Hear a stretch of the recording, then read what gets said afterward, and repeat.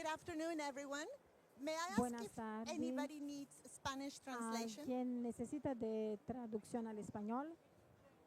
No? ¿Alguien necesita de traducción al Bueno, si español? alguien lo necesita, if somebody needs it, could you please ¿Alguien raise your hands? necesita traducción No. al español? ¿No necesita?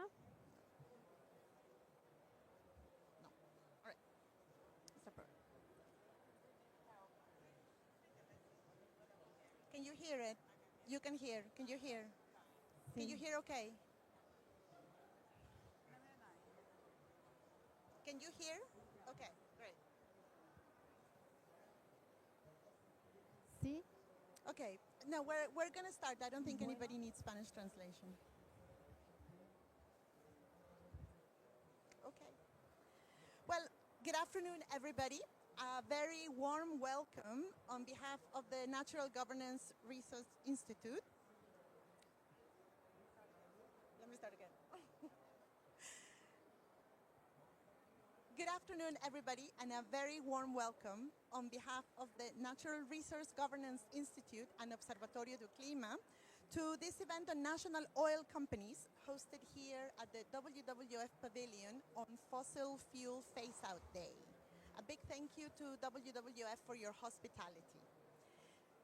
From the start of the Leaders Summit here in Belém, both the UN Secretary General and President Lula have put fossil fuel phase-out squarely on the table. And many of you, as we are eagerly awaiting to see how that unfolds over the next few days. Our session today aims to contribute to this conversation by focusing on how national oil companies, or NOCs, can be part of this transition, and what a fair, effective, and inclusive phase-out could look like in practice. NOCs, as you know, are hugely important. They produce around half of the world's oil and gas, and that share is expected to grow as international oil companies scale back. For many low and middle income countries in the global south, these companies are actually pillars of national and local economies and major sources of revenue and employment. And that's what we are here to discuss today. At NRGI, we've been looking closely at the transition risks facing NOCs.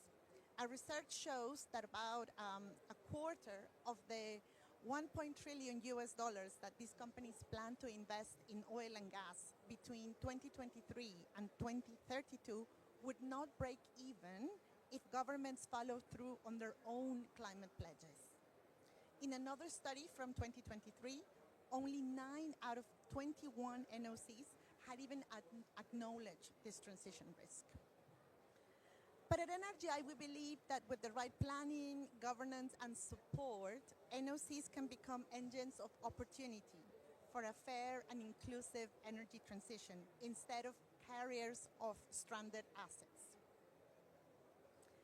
That's why we are developing a framework to help governments, company leaders, and advocates design transformation pathways that can help decision makers assess transition risk and identify new opportunities, look into how to redeploy the strengths of NOCs, be those technical, financial, logistical, and to know when others may be best placed to lead, as well as how NOCs can become better at using revenues more wisely, whether reinvesting in low carbon capabilities or channeling funds toward diversification, infrastructure, and innovation at the national level.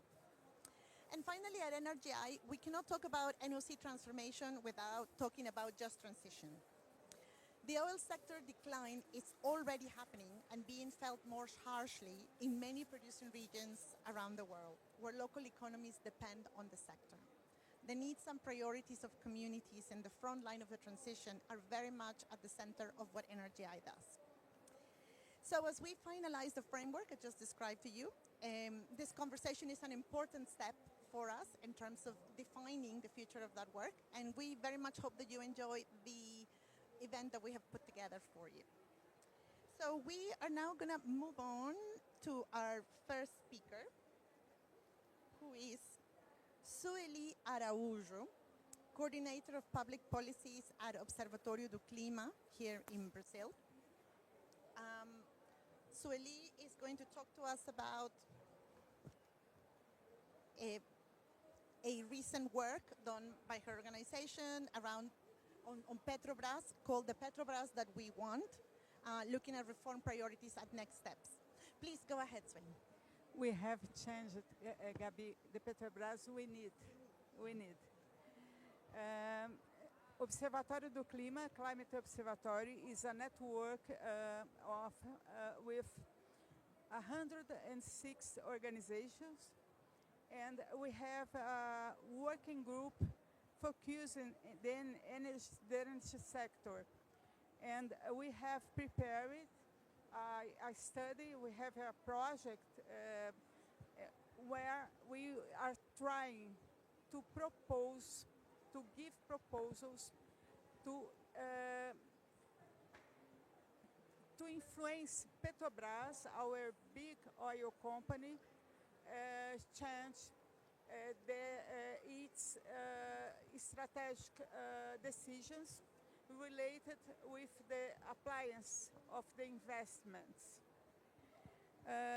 Our intention is to show that to begin a process with concrete proposals and not only critics that show routes for Petrobras to adjust its planning and become an energy company that can truly lead the just transition. And to do this, the idea is that Petrobras can do this reducing the oil production and focusing more sustainable energy. And we are sure that Petrobras can be other kind of company, more sustainable, without losing the importance of the country, and without losing market value. Petrobras 2025-2029 business plan projects $111 billion of investments. It's really a giant company. It's very important to note this, but in this planning, they intended to invest less than 10% of the money in sustainable energy. Circa 8%. Petrobras is supporting the decision of the government to increase the oil production. Is really supporting this intensively. They are really making the wrong decision. They are looking to the past when they decided this. Our most important collective proposals are to give priority to investment in low carbon sources in order to diversify the company's core business, to reallocate investments planned for new refineries to energy transition, to pursue a real reduction in the company's emissions from operations without relying on low-impact measures such as the purchase of carbon credits and carbon capture technologies, to invest in biofuels, renewable diesel, and sustainable aviation fuel, and support the decarbonization of freight logistics and passenger transport. We have a list of proposals, but we intend to follow this effort, detailing these proposals in 2026. We already begun also a campaign with a specific site And also we have begun to talk with the government, but not yet to Petrobras. They are with a big resistance when they see anything right signed by the Climate Observatory. But we will try to make this effort to achieve Petrobras. We already have good meetings with other organizations of Brazilian government discussing the content of this study. Thank you very much, Sueli. I am now going to hand over to our moderator, who is fresh off the plane from Madagascar. Let me, oh, my papers. It is my pleasure to introduce Dr. Ketakandriana Rafitoson, or Kay. She is Executive Director of the Resource Justice Network, a political scientist, researcher, activist, and human rights defender. She serves as Vice Chair of Transparency International's Board of Directors and is part of the advisory board of the African Women Against Corruption Network. She will now be taking over from me as your moderator for this session. Over to you, Kay.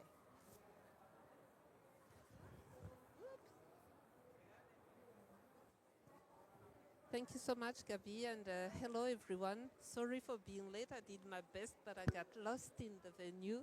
But it's a great pleasure to be here today with you and to moderate this panel on such an important topic, especially on this fossil fuel phase-out day. This is special, so that's why it is really important for us to have this conversation. I think the question that we want to discuss, and you have started already to deep dive on this, is really what happens to national oil companies as the world transitions away from fossil fuels. This is something that we want to know because national oil companies produce more than half of the world's oil and gas. They are still big players in the field. But when we are speaking about the energy transition, there should be a transformation. And this is exactly what we want to hear from you today. I won't take long because we started the discussion already, and I wanted, I don't know if, I'm sure Gabriela has already introduced the three of you, right? So I will just go to the questions then. So, not yet?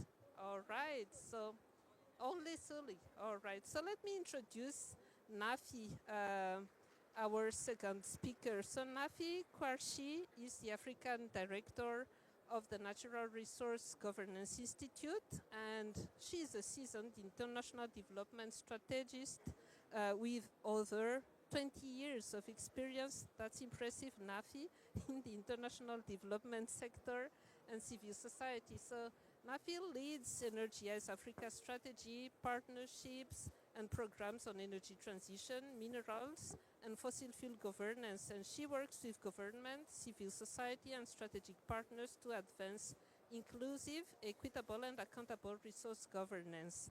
And Nafi is recognized for bridging high-level policy dialogue with on-the-ground impact and reshaping narratives on Africa's extractive sector and energy transition. So welcome, Nafi. And I'm going to briefly also introduce our third speaker, who is Baptiste Alberton, who is a political economist and postdoctoral researcher at the Tide Center from the University of Oxford in the UK. So Baptiste's research lies at the intersection of development theory and international political economy, with a specific focus on the design of green industrial policy strategies and the geoeconomics of the Anthropocene. He completed his PhD under the supervision of Ha-Joon Chang at the University of Cambridge and has also received degrees from Sciences Po in Paris. So, welcome again to the three of you, and thanks a lot for making the time to have this important conversation today. So, Suli, you had the first question. I will be back to you afterwards. But let's turn to Africa with Nafi for the moment. So, Nafi, national oil companies in Nigeria, in Ghana, and Uganda are still major fiscal anchors. We agree on that. Yet the transition risk is growing fast. So, what kind of lessons can we draw from the experiences of these African national oil companies of how these entities can navigate a managed decline while also supporting diversification and community resilience? Over to you. Thank you very much, Kay, and then Gabriela. I hope you managed to catch your breath a bit from the rush here. And so I head the Natural Resource Governance Program in Africa, and in Sub-Saharan Africa, NRGI works in 6 countries, and we focus on fossil fuel and minerals governance. This discussion goes to the very heart of Africa's economy, as Gabriela talked about, because our national oil companies are not just corporate entities. They are fiscal anchors. They are political symbols. And for many of our citizens, they represent the promise of a shared prosperity. And so that's the importance of the conversation we are going to have today. But that promise is under unprecedented strain. The world is moving faster towards decarbonization, and global oil demand is expected to peak before 2030. And financing for fossil fuels is tightening, as we know. And so for African producers that depend heavily on the oil for jobs, for revenues, foreign exchange, and the energy transition is not a distant risk. It's actually unfolding right in front of them. It's a reality. And so I would like to share perspective from 3 countries, Ghana, Uganda, and Nigeria, where we concentrate our work on the fossil fuel. And because these perspectives are interconnected. And I would like to speak about managed decline and diversification and community resilience, drawing from these 3 countries, all right? So on managed decline, in Nigeria, as we all know, Nigeria oil contributes less than 10% of GDP, but over 80% of foreign exchange, and half of government revenues, a level of dependence that is economically and physically unsustainable. That's huge for a country to just focus on one stream of revenue for developing the country. And then we also, despite the commercialization of NNPC is the Nigerian National Oil Company, and so into NNPC Limited by the Petroleum Act that was passed in 2021. It still remains, this critical oil company still remains under the control of government as a fully government-owned limited liability company.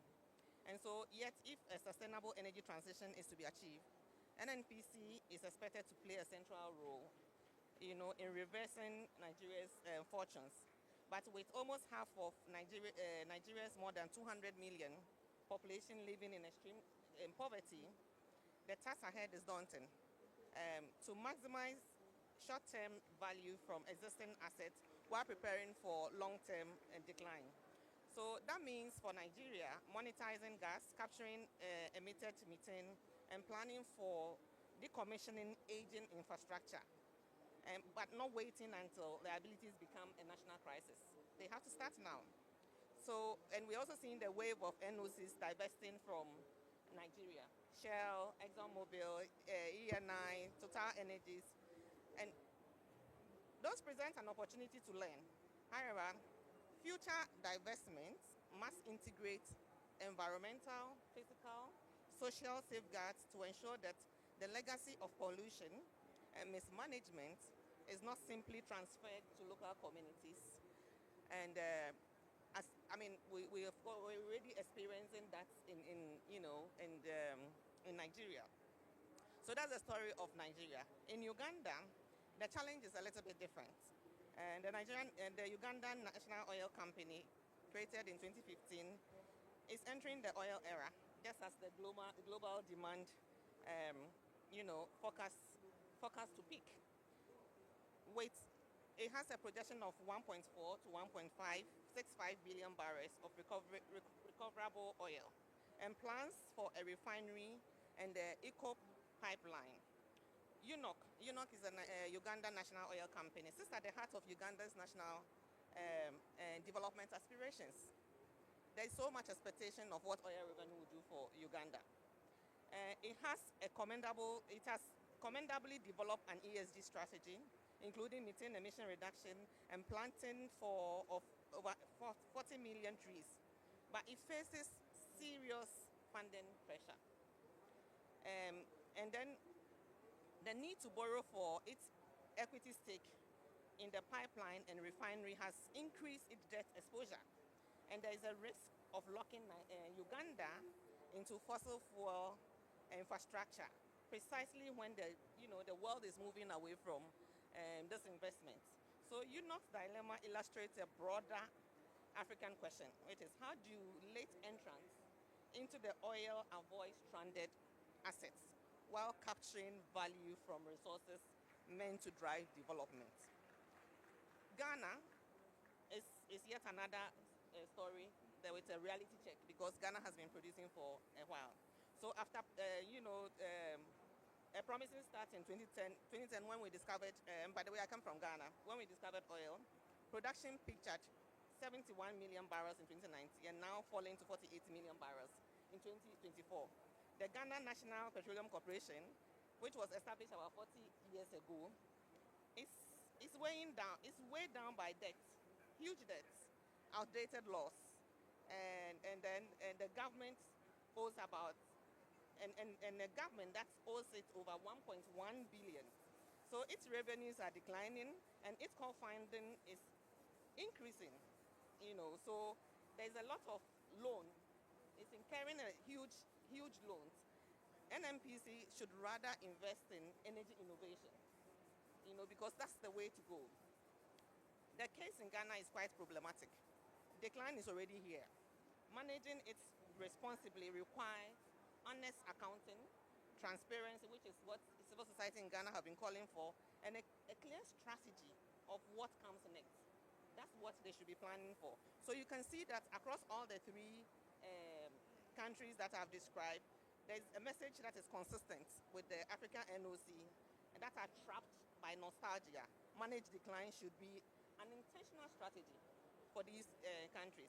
So on the issue of diversification, the second pillar is diversification. And here the agency is very clear.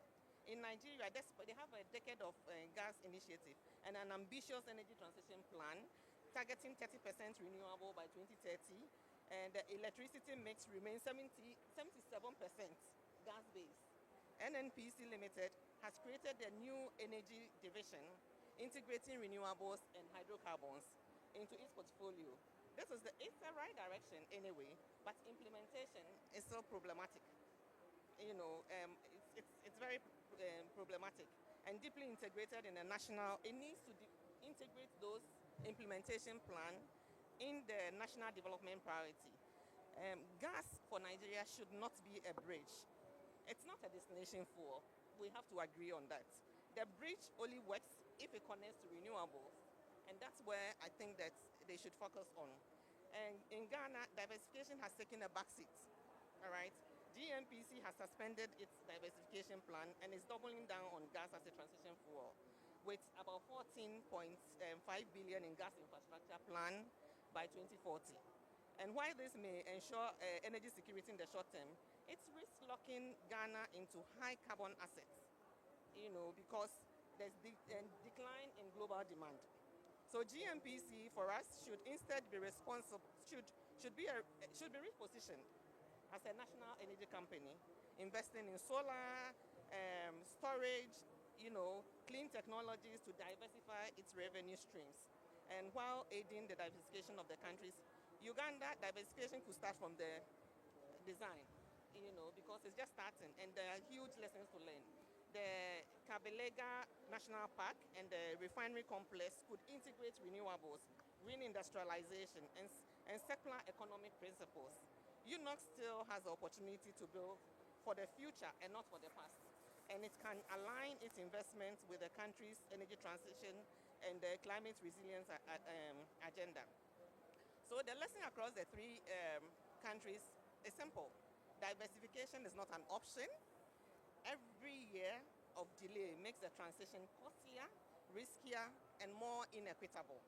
So the third aspect I'd like to share is on community resilience and centering people in the transition. So the third and most human dimension of community resilience, ensuring that people and places long tied to oil are not left behind. Because as I said in the beginning, now as we all acknowledge, people's livelihood are tied to this in the past, and now there is a shift. All right, so we need to center people in the discussion and the planning of the transition process. In Nigeria, again, the Act, the Petroleum Industry Act, requires 3% of oil companies' operating expenditures to be channeled to host community development trusts. As of 2024, 70 of the 167 registered trusts are operational, all right? But many face capacity and governance challenges. For these trusts to work, NNPC must lead on transparency and ensure genuine community participation. That's not the case. That's not what we are seeing in Nigeria. Equally critical is environmental remediations as IOCs increasingly diverse, starting with the Ogoni land, where decades of degradation have eroded livelihoods. A managed decline must mean a just transition for oil-producing communities, not a cycle of neglect. In Ghana, and lastly, and then I'll wrap up. Okay. Declining oil revenues are already weakening, social investments, and we've seen that between 2020 and 2023. Only 47% of oil revenue earmarked for education was disbursed last year. Agriculture received less, just a quarter of its allocation. Industrial development, barely 2.5. These figures translate in stalled human capital, lost jobs, rising inequalities. So the point here, I think, is that national oil companies need to transform. All right? They need to transform. So, and then they were created to extract value from the ground. Now they must create value above it. And so I'm just trying to wrap up so that so for NNPC Limited, this means strengthening corporate and environmental governance, attracting climate-aligned finance, positioning itself as a regional energy leader rather than merely a national oil company. Ghana, it means legal and institutional reforms, updating its 1982 law, too old for value, addressing its debts and adopting a credible sustainability strategy aligned with the country's energy framework. For UNOC, it means ensuring that ESG's ambitions are fully funded, transparent, integrated into Uganda's long-term climate goals. So government also has a role to play. That is, they need to rethink oversight, benchmark NOC performance, and incentivize low-risk, future-fit investment decisions. Thank you. Fantastic, Nafi. Thanks a lot for summarizing 3 country cases in 8 minutes. That's not an easy job, but you did it brilliantly. Thanks a lot. Now, Baptiste, I would like to hear from you. So, TIDE researchers have argued that commodity sectors can serve as launchpads for broader industrial development if governments design the right industrial projects and policies. So, from your perspective, what are practical steps an oil producing country can take to turn today's NOCs-led sector into tomorrow's industrial and technological base without locking in fossil dependency? Because that's important. We are trying to phase out. We don't want to create another pathway of dependency. So over to you. Thank you very much, Kay, for the introduction, and thank you, Guy, for the invitation to present some of our research at TIDE. So what I will share today is based on very preliminary work that we are doing on NOC at TIDE with Amir Lebdiwi, the director of the TIDE Center, and Valérie Marcel from the New Producers for Sustainable Energy. And our point of departure was the recognition that a lot of the discussions that were happening around the question of green industrial policy and green industrialization, that is the very heart of our research at TIDE, a very important framework, we believe, to link questions of economic development, with questions of environmental sustainability through diversification, productive transformation, and new export promotion, were actually quite detached from a concrete attention given to the role, the potential role NOCs could play in these processes. So the let's say like the starting point of the research has been that one. And what I want to share with you maybe today are three, what we believe are three important aspects of this discussion, of the role of NOC within green industrial policies. And the first relate with the question of institutional coordination. So across history, the history of economic development, it has been recognized that institutional coordination is absolutely key to drive processes of productive change. You need efficient and effective bureaucracies that are able to align objectives between institutions, to align policies also that are pursued horizontally between institutions and also, let's say, vertically across time. Increasingly, it is also recognized that this will be absolutely central to drive processes of decarbonization. But what we see in practice is that the concrete action NOCs take are quite detached often from the concrete design of green industrial policies at the governmental level. Often the oil and gas sector and NOCs have been operating in a silo. So what we need, in both from the perspective of the NOC and from the perspective of the national government, is to build new form of institutional collaboration and coordination that are able to align objectives. First, because the possibility of diversification for an NOC will not be possible without the help of various actions from the different ministries. Let's say, for example, an NOC wants to diversify by trying to produce more sustainable energy. This will also need to involve the action of the Ministry of the Environment, potentially of the Ministry of the Economy as well, in order to create the right incentives for this to happen. This type of coordination has been important in general for economic development, but it's even more important for this kind of transitions, we believe. A second important aspect is the question of the type of diversification that is possible to pursue. So often when we talk about NOCs and the role of NOCs for driving economic development, it is possible to identify four different types of strategies. The first one is to use rents for social programs or for driving programs or interests that are non-economic in practice. Second one is to invest more concretely in infrastructure that could benefit the productive system more generally. The third one is investment is in related sectors, so upward and downward linkages. For example, if you produce oil, to invest in petrochemicals. And the fourth one that is very important is the possibility to use NOC's revenues or the revenue for the oil and gas sector in order to invest in unrelated activities. So across history, you can also find examples of companies that starting doing something and that completely moved away from that in order to become big leaders in sectors that probably if you have told them at the time, okay, you are planning to go from here to there, that's impossible. You're not going to make it. One example is Nokia. Nokia started as a logging company, and it ended up being one of the key players in the mobile and telecommunication sector. The other one being Hyundai, for example. Hyundai started as a construction company and ended up being a leader in both first shipbuilding and then in the production of cars.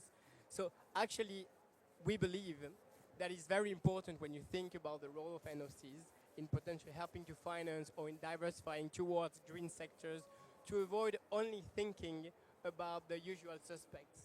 For example, it's not necessary for an NOC to only think about trying to move from oil and gas to green hydrogen. It's important to recognize the internal capabilities to do so, but it's also important to think about maybe ways that these companies could completely transform themselves. For example, investing in innovation on the basis of biodiversity, I don't know, or in investing in totally different sectors. So this is an important aspect as well, we believe, in thinking about the role NOCs could play in driving both economic development and more sustainable forms of economic development in the global south. A final important point that I think is also worth mentioning, and that is related with the governance of NOCs, is the question of trade-offs.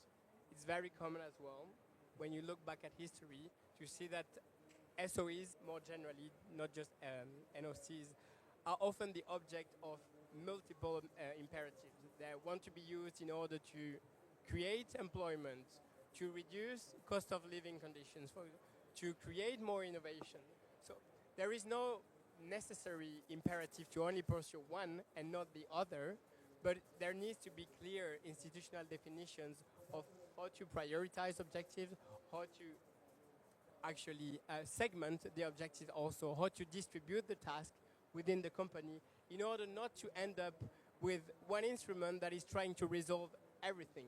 There are things that an NOC will not be able to do that maybe are the task of other parts of the government as well. So it can be a very powerful instrument, but it doesn't have to be the instrument that is here to solve it all.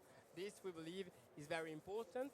The type of orientation and the type of action an NOC should pursue should be open to also participatory debates. There is no necessity for this to be defined from like a top-down perspective. It has to involve more concrete bottom-up discussions, but there needs to be a strategy around what kind of objective the company pursues. And one important one being, what is the distribution between objectives that are more economically driven, that are linked with the necessity to have a profitable economic activities, and other ones that are again more linked to potentially the pursuit of social objectives or environmental objectives. And this, we believe, is a very important also dimension of the reform of the governance of NOCs. So I will stop here, and then I think we will explore other questions. Definitely. Thanks a lot, Baptiste, for sharing the TIDE research perspective. I think it's really interesting, especially complementing what has been shared from national perspectives in Africa and Latin America, from the Brazil experience. So now I just have two small questions for the three of you, and I will give you each 2 minutes because we would like also to hear from our public out here. So you just pick whatever question suits to you. So the first one is, how can the transformation of NOCs be part, of the transformation away from fossil fuels that this COP is ambitioning to achieve? And building on that same line, what needs to happen here at COP30 in Belém that we cannot delay anymore? What has to happen now, be it, politically or financially, to support NOC transformation, especially in the global south? So just one or two quick concrete points from each of you. Okay, I've tried to talk very quickly.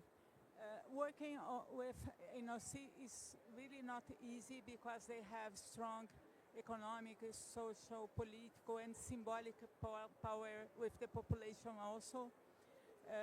It's a challenge, but they must be part of the solution.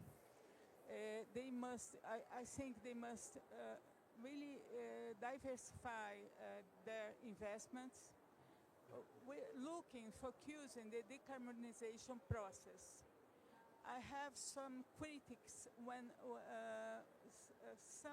including some environmentalists support that the money from oil, increase of the oil production, should be direct to should be invest in energetic transition, because when we increase the production, we are worsening the problem that the transition must focus. It's a problem of logic. We cannot depend on the oil to solve our problem of emissions. It doesn't make sense. And for me, it's an important discussion to be made. Thank you, Nafi, Okay. over to you. Thank you very much. I would go for the second question, which is around what we need for COP. I think that for me, three imperatives for COP 30 here in Berlin now and beyond.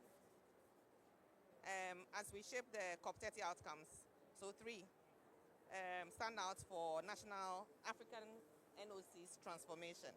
One is that we need to acknowledge and plan for transition risk and launch an inclusive global process to define the principles, timeline, and support for a just, orderly, and equitable transition away from fossil fuels.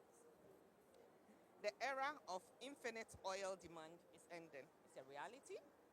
Denial, for me, is not a strategy. Preparedness is. Each NOC must embed transition risk into its core business planning. Two, diversify boldly and early and recognize NOC transformation as a financing priority and explore innovative funding option,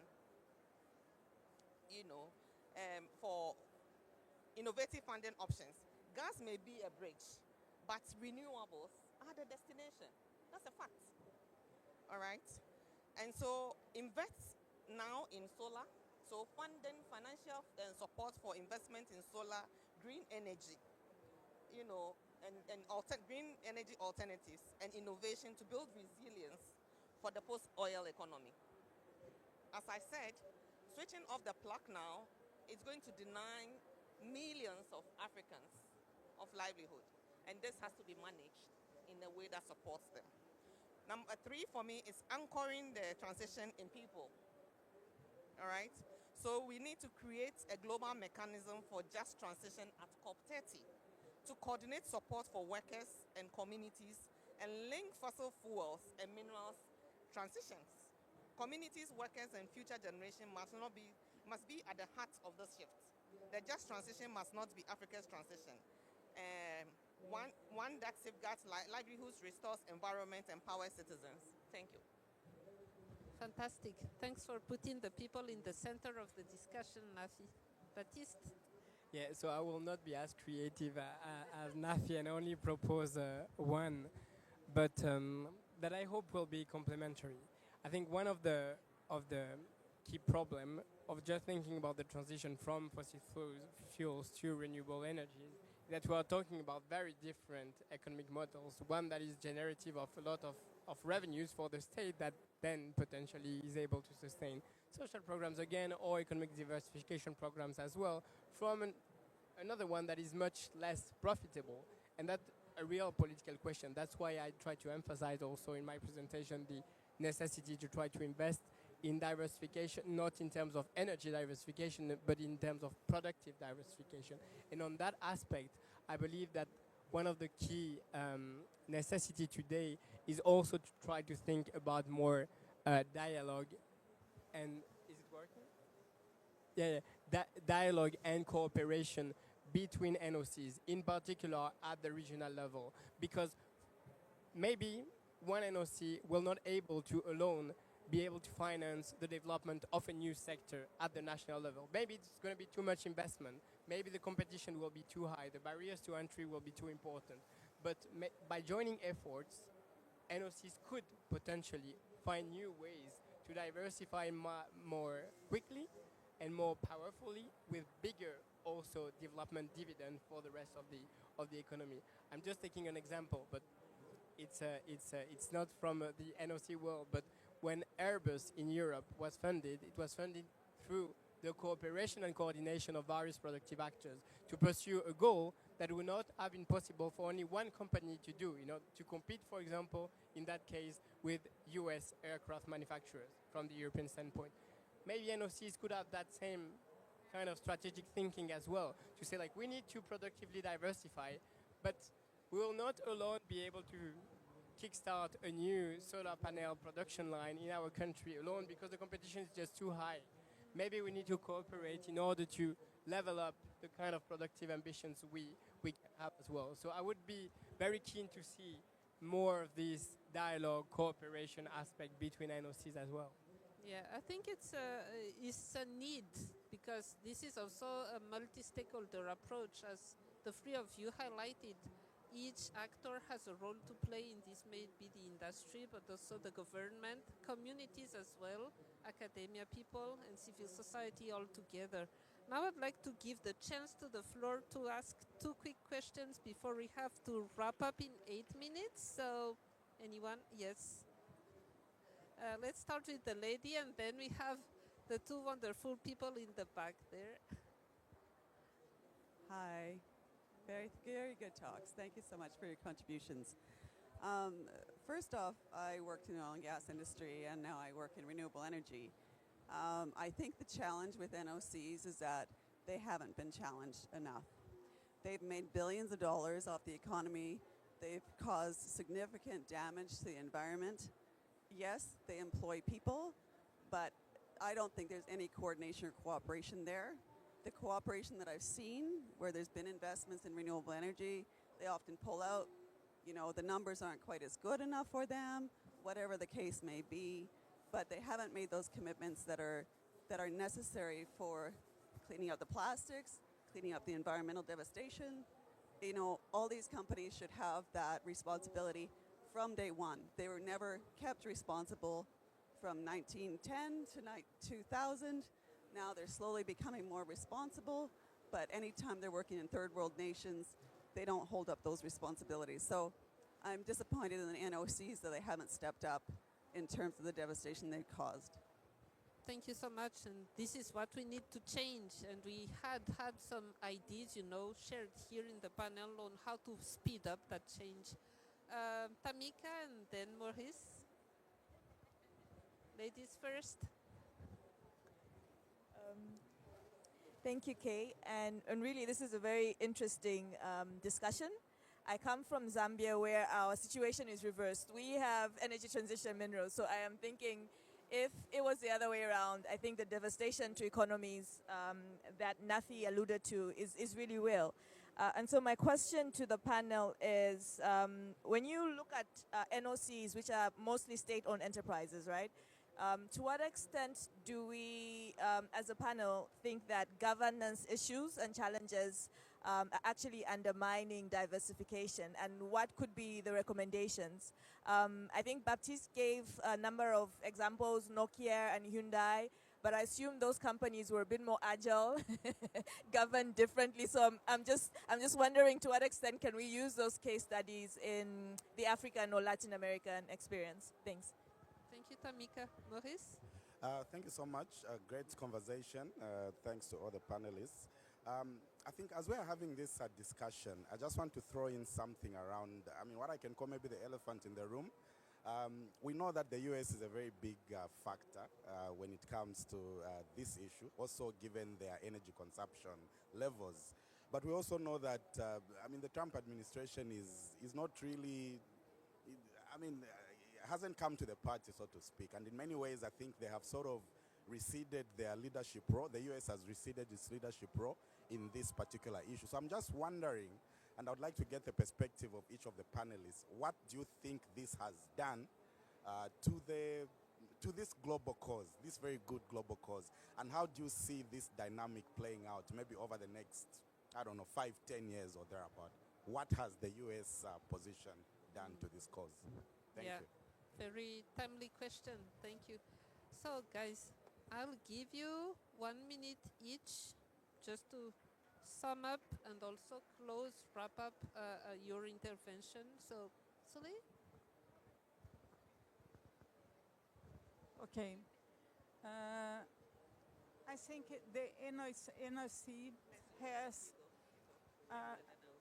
special characteristics. They are more linked to the government. And then, in my opinion, we have a lack of public policy when we talk, especially in the case of Petrobras. Petrobras is split treated like a private company in the reality. We should have more decisions, in my opinion, within the energy policy, the environmental policy, and these decisions should give more directives to what Petrobras should do, and not the only logic that is being applied nowadays is the logic of the market, the logic of the investor, and the logic of the government, but looking for the money and not for the public policy.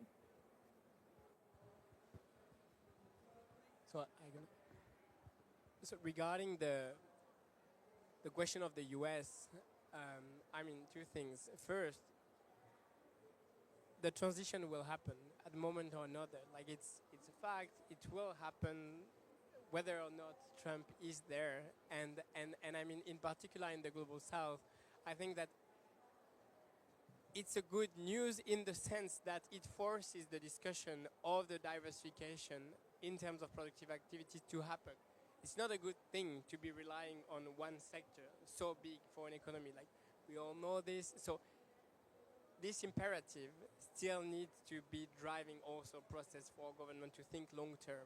First, because the Trump administration will pass, probably, eventually. Second, because again, like it aligns with development ambitions as well. Diversification should have always been around the corner and like one key objective, regardless even of the sustainability imperative.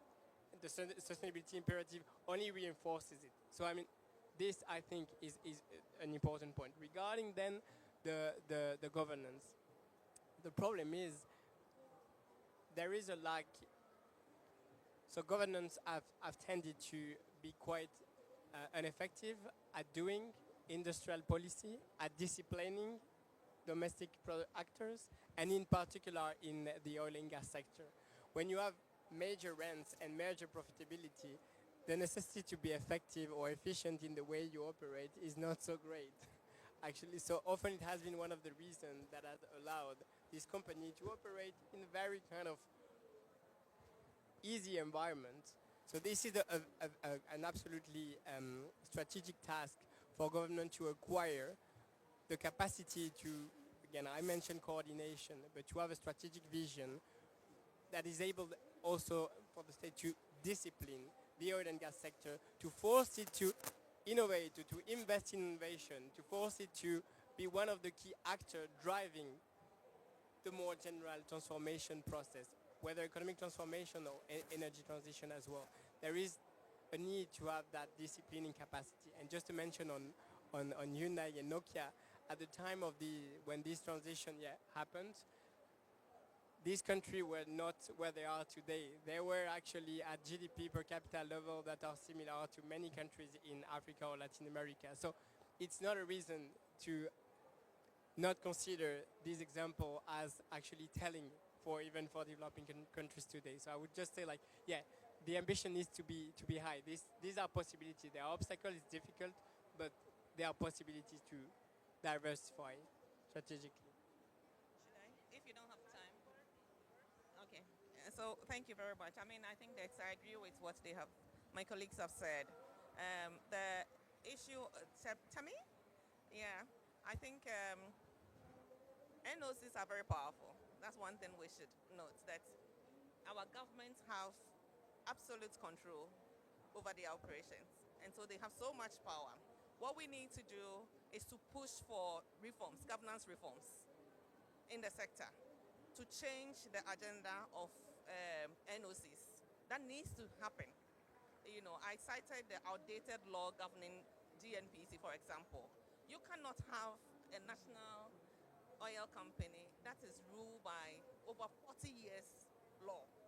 The sector has changed. A lot of things have changed. We need to reform it, all right? And it's for us, civil society and civic actors, who need to push this agenda. Lastly, oh no, I think I'll stop here. Thank you. Thank you so much to the three of you for your brilliant points and sharing, those various, diverse, but complementary, complementing each other points of view.